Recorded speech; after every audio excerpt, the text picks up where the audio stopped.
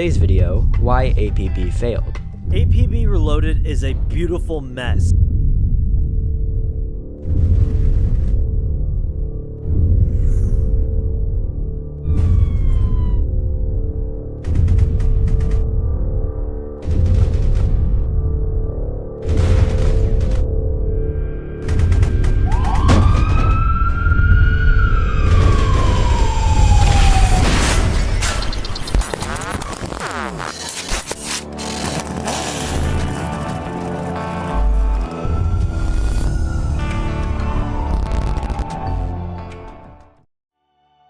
APB, or All Points Bulletin, is an open-world multiplayer game for Windows, Xbox One and PlayStation 4. It was developed by Real Time Worlds and acquired by Reloaded Productions, which is part of the Gamers First company. Little Orbit acquired Gamers First in 2018 and is now in charge of the game's development. Based in urban sprawls and featuring two factions, Enforcers and the Criminals, players can form subgroups in either faction and carry out missions. The game design was led by David Jones, creator of the original Grand Theft Auto and Crackdown. It was first released on Windows in 2010. APB has been described by Real Time Worlds executive Colin McDonald as being the bastard child of everything we've been striving towards over the 15 to 20 years, and a culmination of what David Jones always wanted to do from GTA and before Crackdown and APB. APB was planned as early as 2005, initially as a PC and Xbox 360 title and intended as the flagship title for the then newly founded Real Time Worlds studio, created by David Jones. Then, it was planned that the Xbox 360 release would be in 2008. In the meantime, Real Time Worlds developed the video game Crackdown,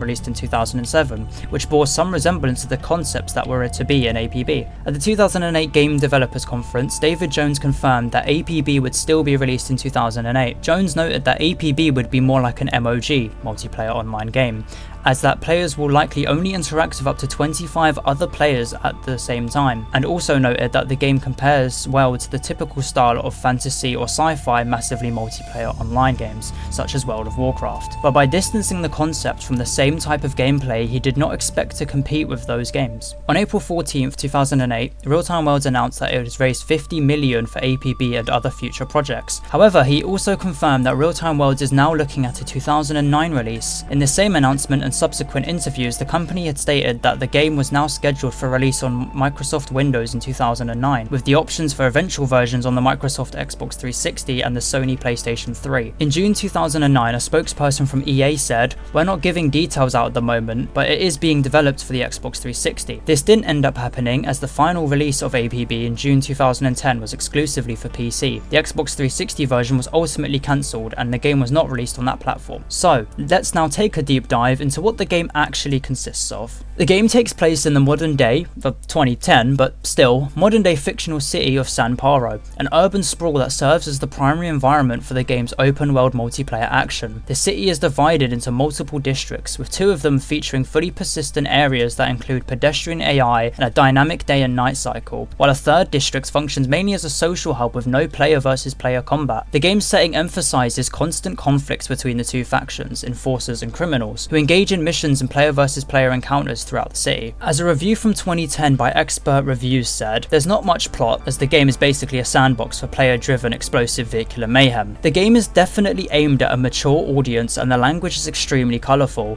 You start off with a contact who gives you missions which involve either committing or stopping crime. Playing as a criminal is— oh my god, why has he worded it like this? Playing as a criminal is harder but has more rewards. For example, if you don't accept a certain number of missions, an APB is called on you. Now, as far as I know, this isn't the case anymore, but leave in the comments whether I'm right or not if you've played recently, and you'll find yourself hunted down by enforcers. However, by committing crimes, you can earn far more money. As an enforcer, you have to stop criminals from committing crimes, which can involve guarding a property, killing a certain number of criminals, or picking up stolen items. By completing missions, you not only earn money, but also rewards such as new guns, vehicles, or clothing, and after a certain number of missions, you unlock a new contract. You can also earn console-style achievements for special moves, or by killing the most players over a given time frame. You can also play solo or set your status to looking for for group, in which case you'll be automatically added to a group.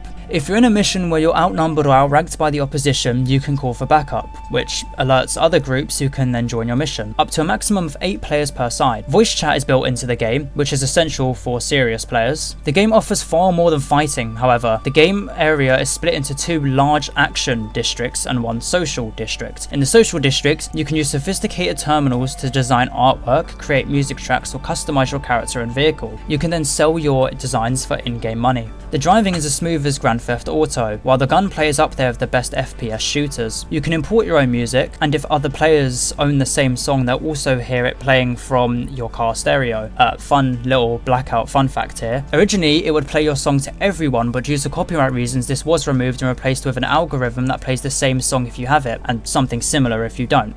Back to the review. We were impressed by the depth of customization.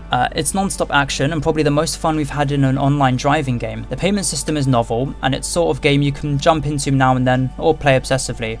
We'd go as far as to say it's one of the best games of the year. I don't believe this, as APB isn't nearly that fun for the average person, but take their word, as I never played in the real-time worlds era. And so now you're probably wondering what the issue was that caused the game to become APB Reloaded, not APB. Well, after Real-Time Worlds was placed into administration, the servers for online play were shut down later in 2010, but they were reactivated when the online gaming company K2 Network purchased APB for $1.5 million and relaunched it under their subsidiary company Reloaded Productions as a free-to-play game. Renamed APB Reloaded, in 2015, Deep Silver announced versions of the game for the PlayStation 4 and Xbox One, that actually came out this time, in collaboration with Reloaded Productions and the Workshop Entertainment for a release in 2015. The game was ultimately released for Xbox One in 2016, and for the PlayStation 4 in 2017. Side note, they didn't actually do anything with the game. This is shown in the recent 15-year anniversary where all they did was discounts. Deadass, the worst thing to happen to this fuck-ass game was the Reloaded Productions acquisition of the game, but more on that later, I suppose. While I didn't play the game much and was in and out of the game between 2015 and 2017, I did play the game in the time after the game released on consoles, as I was an Xbox player at the time. Now, my experience with the game was negative on console from the start, as I had played the PC version before, but nonetheless, I still tried it. The game to me felt very watered down on console and was missing features like the music creator and other subtle features. I may be remembering wrong, but I can't check that now as the game shut down on console, so take my word for it, I guess. The game was also dead and only devoted players playing at the time, which isn't that different to the PC version currently, but you know. In 2018, Little Orbit acquired the parent company of Reloaded Productions and taking over the development and publishing of APB for PC, Xbox One and PlayStation 4. The game saw various updates, including the introduction of new events like the Halloween epidemic in 2024 and the implementation of a rebuilt matchmaking system in 2024.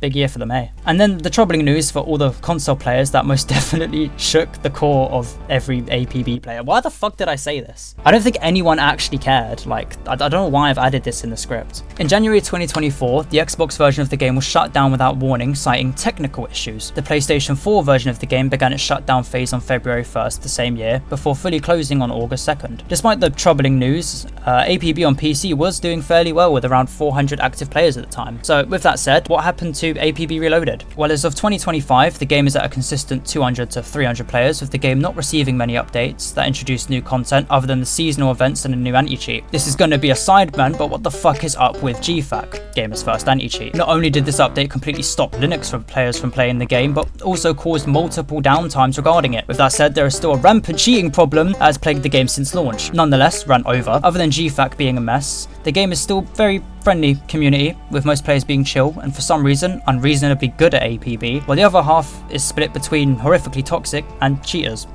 Fuck those guys. APB, in my honest opinion, is one of the best free-to-play open-world games to date, and despite its flaws, it's still worthy downloading and trying in the game. Whether it's to save San Paro as an enforcer, or Chaos as a crim, or if you're one of those people, you know who you are, then you can sell Gooner art that I can't even show on YouTube and post it in the social districts on the board all over the map. Again, you know who you are. Just be aware that as a new player, the learning curve is steep for the game, as most players have been playing for years, and most of the remaining player base is devoted to the game. The one piece of advice I will give you as a new player is your guns will be a tad bit worse than the paid variants of Joker guns that exist, and remember, no matter how much people tell you Joker guns don't matter and base guns are good, there's a reason they tell you this while rocking a 45-pound ATAC assault rifle. So with that said, I hope you enjoyed the video, and stick around for next time where I take my clothes off on camera and take requests while strip dancing on a broomstick.